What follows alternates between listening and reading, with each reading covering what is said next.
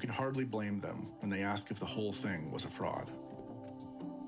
Sutton Turner had one of his first moments of awakening much earlier in his time at the church, before Jamie Munson had even resigned, when another staff member came to him to raise concerns about the details of Driscoll's next book deal. That person had come to me and gave me basically an education of books and how it was sold.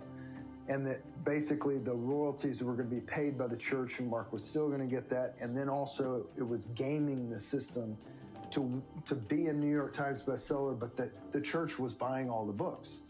And so, and it had to be, I think it was 10,000 books over a short period of time in New York City, in those bookstores that this company would go around and purchase. And so I raised those things to Jamie, that I didn't agree with that and I didn't want to go forward with that. Obviously, it was executed and gone on.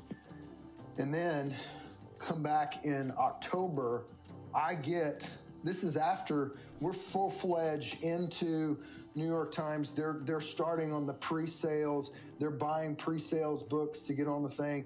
And we get the contract from ResultSource.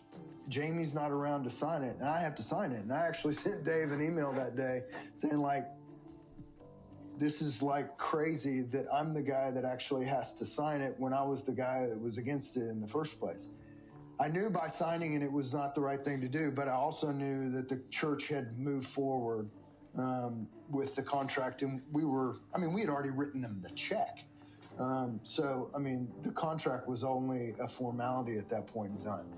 In all, Mars Hill would pay more than $200,000 to get Real Marriage onto the New York Times bestseller list. To the outside world, the end of 2011 looked like a big win for the church. They pulled off Quest Field. Real Marriage was a success. The numbers were all getting bigger month over month.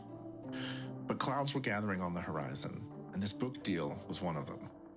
Others that were coming soon involved more antics with James MacDonald, throwing some of the wrong people under the bus, and getting the attention of two guys named Warren.